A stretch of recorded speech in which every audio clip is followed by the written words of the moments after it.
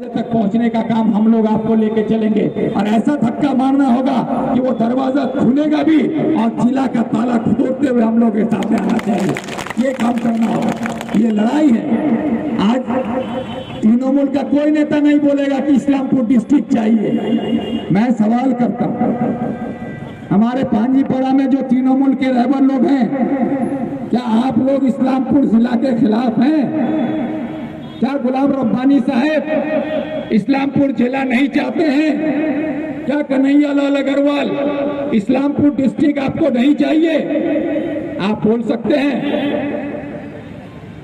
इनको भी चाहिए, क्योंकि सब डिवीजन में, पंचायत में, समिति में और जिला में ये लोग तो जो बचा खुचा था आवाम का सब लूट लाट के खा लिए हैं। जिला बनेगा तो और बड़ा बड़ा आएगा तो ज्यादा खा पाएंगे लोग, तो इन लोगों को ज्यादा चाहिए।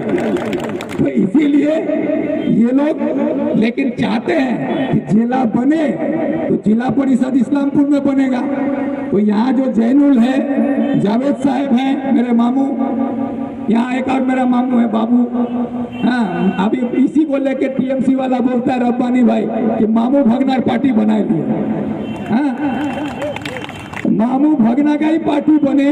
अगर मामू भगना एक होकर इलाके की तरक्की होती है तो रब्बानी के पेट में क्यों दर्द होता है? हाँ?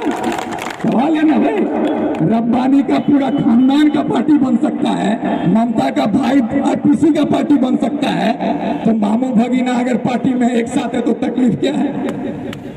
ये सब लोगों को सुनाया जाता है। इसलिए अभी ये लोग के पास कुछ नहीं है, तो अब हम लोग के खिलाफ क्या बोलता है कि जावेद साहब, जैनुल साहब, तबरेज साहब, विक्टर साहब, ये लोग तो लाइन लगाए हुआ है सब टीएमसी में आने के लिए, लाइन लगाया हुआ बोले टीएमसी में जाने के लिए। अरे जहां पर हम लोग लाइन लगा देंगे उस लाइन के इर्द गिर्द खड़े होने की औकात नहीं है रब्बानी की। तो इसलिए रब्बानी साहब ये कहानी जो सुनाते हैं तो उनकी कहानी को सुनकर ग्वालपोखर का बच्चा भी हंसता है आजकल। इसलिए उनकी बातों पर हम लोगों को ध्यान देने की जरूरत नहीं है। हम लोगों की जो लड़ाई है वो है इस्लामपुर को जिला बनाने की लड़ाई, और इस लड़ाई में हम लोगों को एक इत्तेहाद के साथ, एकजुट होकर एक नारे के साथ इस्लामपुर जिला की मांग करना होगा। और टीएमसी जो लॉलीपॉप दिया है ना, आप लोग लॉलीपॉप जानते हैं ना किसको बोलते हैं? तो टीएमसी जो लॉलीपॉप दिया है वो लॉलीपॉप है पुलिस डिस्ट्रिक्ट। पुलिस डिस्ट्रिक्ट जो बना के दिया है ये है लॉलीपॉप। क्यों बनाया गया पुलिस डिस्ट्रिक्ट? पुलिस का काम क्या है? पुलिस आपका तरक्की का कोई काम नहीं कर सकता, एसपी आपका रास्ता नहीं बना सकता, एसपी आपका स्कूल नहीं बना सकता, एसपी आपको रोजगार नहीं दे सकता है। पुलिस का काम है हुकूमत करना, वो आपको ऊपर हुकूमत कराएगा, वो शासन करने के लिए पुलिस की जरूरत होती है। तो ममता बनर्जी पुलिस डिस्ट्रिक्ट बनाकर हम लोगों पर हुकूमत करना चाहती है, और अगर उसका नेक इरादा होता तो इसको डिस्ट्रिक्ट बनाती हमारे तरक्की के लिए, लेकिन वो सिर्फ हम पर हुकूमत करना चाहती है पुलिस के जरिए, जिसको हम लोग देख रहे हैं कि किस तरह से पंचायत वोट में इसी पुलिस की मदद से, प्रशासन की मदद से यहाँ पर जिस तरह से लूट हुआ और आम आवाम को वोट देने नहीं दिया गया। उस लड़ाई में भी जैनुल और तबरेज और जावेद साहब अपनी जद्दोजहद से कामयाब होकर आपके बीच में खड़े हैं, ये भी एक मिसाल है। लेकिन आज ग्वालपोखर के लोगों ने जिस तरह से नकार दिया था, अरे आज मोनी जीता हुआ है, मोनी के पास सर्टिफिकेट जो है वो चोरी किया हुआ है, छीना हुआ सर्टिफिकेट। और अगर आवाम का वोट लेकर जीतने की ताकत है तुम में, तो फिर तुमको पुलिस के सहारे का क्या जरूरत है? प्रशासन का क्या जरूरत पड़ता है? गुंडों का क्या जरूरत पड़ता है?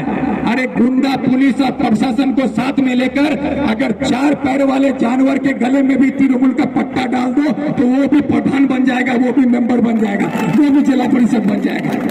तो इसीलिए आप लोगों से मैं ये कहना चाहता हूं कि वो पट्टाधारी जो नेता लोग हैं ना, जो पुलिस और प्रशासन की मदद से मुखिया मेंबर बन के आज आवाम पर धौंस जमाना चाहता है, तो वो भी कान खोल के सुन ले कि ये प्रशासन और पुलिस के जो पट्टा पहनकर आप आवाम पर हुकूमत करना चाहते हो, तो कान खोल कर सुन लो, ये पुलिस जो है आवाम का नौकर है। अगर मेरी बात पुलिस तक जा रही हो तो कान खोल के सुन ले कि पुलिस जो है वो आवाम का नौकर है और आवाम पुलिस का मालिक है। आज जो पुलिस है उसके बदन पे जो वर्दी है, उसके कमर पे जो बंदूक है, उसके हाथ में जो लाठी है, वो आवाम के पैसे से है, हमारे पैसे से है। अगर जिस दिन आवाम अपने असलियत रूप में आ गया तो आवाम अगर तुम्हारे वर्दी का एक एक धागा खींचना शुरू किया, सिर्फ एक एक धागा अगर खींचना शुरू किया तो तमाम पुलिस वाले पांजीपड़ा में नंगे खड़े रहोगे। उस वक्त तुम्हारे इज्जत ढकने के लिए ममता बनर्जी की साड़ी भी कम पड़ जाएगी, ये याद रखना। इसीलिए आवाम के काम करने के लिए पुलिस है, आप आवाम का काम करो तो आपको भी इज्जत मिलेगी।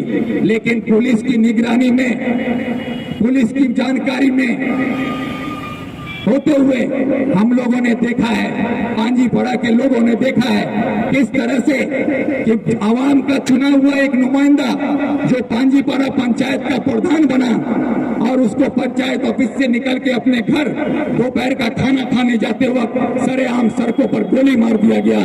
और ये गोली मारने के बाद आज तक पुलिस आवाम के बीच में तमाशा कर रही है। अभी तक सबूत नहीं दिखा पाई कि राही प्रधान को किसने मारा है, उसका कातिल कौन है, उसका कसूरवार कौन है।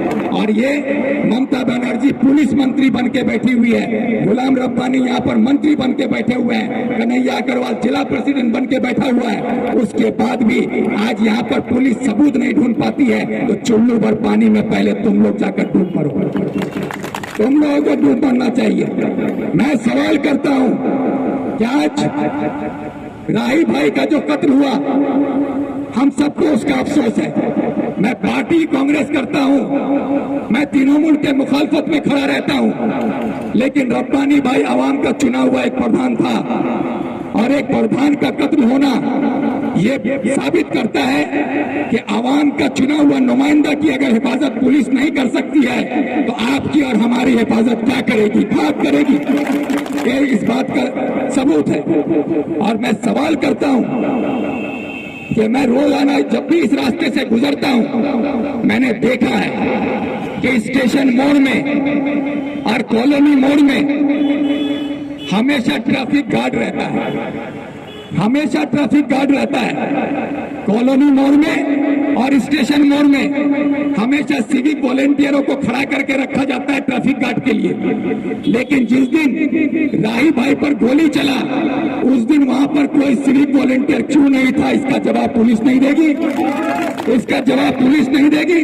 क्योंकि मुझे ये अंदेशा है, मैं खुले लफ्जों में बोल रहा हूं कि मुझे इस बात का शक है क्योंकि पुलिस की हरकत पर कि राही भाई पर हमला होने वाला था और इसकी जानकारी पुलिस को थी और पुलिस की जानकारी में रहते हुए ये हमला हुआ है। और पुलिस राही भाई पर हमला होने के बाद जब पुलिस को खबर दी गई, पांजीपड़ा फाड़ी से पांजीपड़ा पंचायत पहुंचने में 5 मिनट, 10 मिनट, 15 मिनट, 20 मिनट लग सकता है, आधा घंटा लग सकता है। अरे पैदल भी जाते तो आधे घंटे में पहुंच जाते, 1.5 घंटा गाड़ी लेके जाने में नहीं लगता है। और जिस पहले मुस्तफा को पकड़ा गया, मेंबर मुस्तफा, पहले मेंबर मुस्तफा को पकड़ा गया क्या बोल के कि ये चश्मुद्दीन गवाह है, चश्मुद्दीन गवाह है। तो चश्मुद्दीन गवाह को पकड़ा गया भाई तो वो गवाही देगा।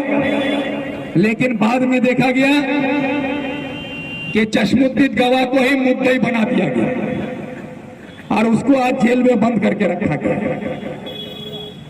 फिर उसके बाद फिर एक तमाशा देखने को मिला कि कुछ कहानी सुना गया कि बिहार से पकड़ के ला रहे हैं, यहां से ला रहे हैं, फिर किसी और को पकड़ के ला रहे हैं, किसी को रास्ता में कमर में रस्सी बांध के टहला रहे हैं। ये सारा तमाशा किया गया क्यों पता है? पुलिस और सरकार और आपका ये नाकारा मंत्री अपने निकम्मेपन को छुपाने के लिए ये तमाशा कर रहा है। कौन से कानून में ये इजाजत दिया है कि मैं मुजरिम साबित हुआ ही नहीं? अदालत ने ये साबित किया ही नहीं कि मैं कातिल हूं, मैं मुजरिम हूं, और पुलिस मेरे कमर में रस्सी बांध के लेकर घूमेगा। ये कौन से कानून ने इसको इजाजत दिया? ये जो पुलिस का रवैया है, ये सिर्फ आप लोगों को बेवकूफ बनाने के लिए, ताकि पांजीपड़ा के लोगों को लगे कि पुलिस तो बहुत काम करो छे, गोरू लाख पिटाया करा छे। तो यहाँ किसी को पिटाया नहीं जा रहा। पुलिस अभी तक, पुलिस के पास कोई पुख्ता सबूत नहीं है अदालत में पेश करने के लिए जिस पर यह साबित हो कि राही भाई का कत्ल किसने किया, क्यों किया, किसने करवाया, कौन इसमें शामिल है, उसका कोई जिक्र नहीं आया।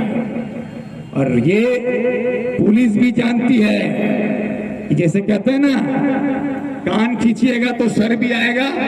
तो यहाँ कहानी वही है कि अगर एक कान पकड़ने से अभी जब खींचेगा तो बड़ा बड़ा सर निकल के आएगा कि राही भाई के कत्ल में कौन कौन जुड़ा हुआ है। तो उन सर को बचाने के लिए कान नहीं पकड़ा जा रहा है, इसलिए बेगुनाहों को पकड़ पकड़ के परेशान किया जा रहा है।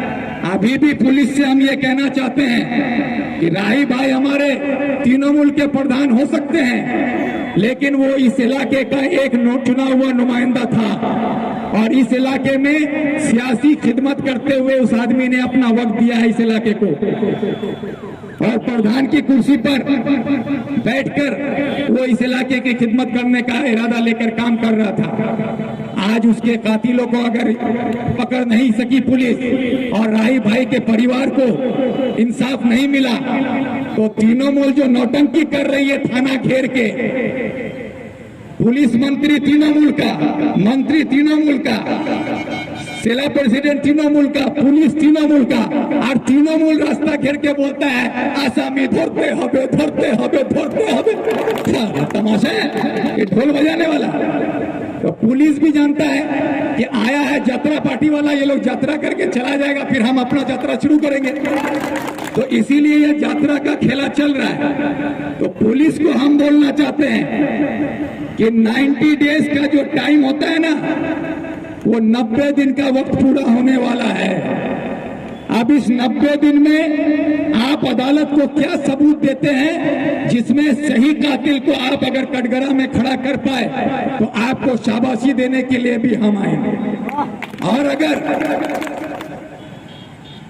कातिल को नहीं साबित कर पाए, ना कत्ल के साजिश करने वालों को बेनकाब कर पाए, तो याद रखिएगा कि इसी पुलिस के खिलाफ तृणमूल के प्रधान को इंसाफ दिलाने की लड़ाई कांग्रेस अपना झंडा लेके शुरू करेगा। कांग्रेस झंडा लेके उतरेगा तृणमूल को इंसाफ दिलाने के लिए। तृणमूल के पुलिस मंत्री से सवाल करेगा कांग्रेस, तृणमूल के मंत्री से सवाल करेगा कांग्रेस, तृणमूल के पुलिस से सवाल करेगा कांग्रेस, और राही भाई के परिवार को इंसाफ दिलाने के लिए पांजीपड़ा की सड़कों पर उतरेगा कांग्रेस। ये आपको हम बोलते हैं, और ये लड़ाई आप और हम सब मिलकर लड़ेंगे। इसलिए मैं तमाम तृणमूल के साथियों से बोलना चाहता हूं कि राही भाई का कत्ल सिर्फ एक राही का कत्ल नहीं है, ये पूरे उन तमाम तृणमूल के लोगों का कत्ल है जो लोग सरकार से उम्मीद लगाए बैठे हैं कि वो सरकार आपके लिए इंसाफ करेगा। वो आपके इंसाफ का भी गला घोट रहा है, और उसके अगर इंसाफ चाहिए तो आपको भी मैं दावत देता हूं कि राही भाई को भी इंसाफ दिलाने की लड़ाई कांग्रेस लड़ेगा, और इस्लामपुर को जिला बनाने की लड़ाई भी कांग्रेस लड़ेगा। इसमें आप सबको हमारे साथ आकर आगे बढ़कर एक कंधे से कंधा मिलाकर एक आवाज में एक नारे के साथ हम सब बोलेंगे, इस्लामपुर डिस्ट्रिक्ट चाहिए। हर कोई बोले इस्लामपुर डिस्ट्रिक्ट चाहिए, तो इस्लामपुर डिस्ट्रिक्ट बढ़ के रहेगा। यही कहकर आप सबका शुक्रिया अदा करते हुए, ज्यादा वक्त न लेते हुए, मगरिब का वक्त हो रहा है, यही कहकर मैं अपनी बात खत्म करता हूं। और सिर्फ इतना कहूंगा कि आप लोग ये जो लड़ाई है, ये लड़ाई घर घर तक पहुंचाने का काम शुरू कीजिए। ये लड़ाई हम लोग जीत गए तो आपके घर के बच्चे को दिल्ली पंजाब नहीं जाना। जिस दिन डिस्ट्रिक्ट बनेगा उस दिन से लेकर तकरीबन 10 साल तक कम से कम 2 लाख नौजवानों को इसी डिस्ट्रिक्ट में रोजगार मिल जाएगा। इसी डिस्ट्रिक्ट में 2 लाख नौजवानों को रोजगार मिल जाएगा। ये काम हम लोग कर सकते हैं। इसके लिए इत्तेहाद की जरूरत है, एकता की जरूरत है। भले मैं कांग्रेस का नेता बन के आपके सामने फरियाद रखता हूं, लेकिन ये लड़ाई कांग्रेस की नहीं है, ये लड़ाई तृणमूल की नहीं है, ये लड़ाई सीपीएम की नहीं, बीजेपी की नहीं, ये लड़ाई हम सब इस्लामपुर वासियों की है, हम सब इस्लामपुर में रहने वाले लोगों की है, हमारी माँ बहन की है, हमारे स्टूडेंट्स की है, हमारे किसानों की है, हमारे बड़े बुजुर्गों की है। हम सबको मिलकर लड़ना होगा। यही दावत देते हुए आप सबका शुक्रिया अदा करते हुए अपनी बात खत्म करते हैं। वंदे मातरम।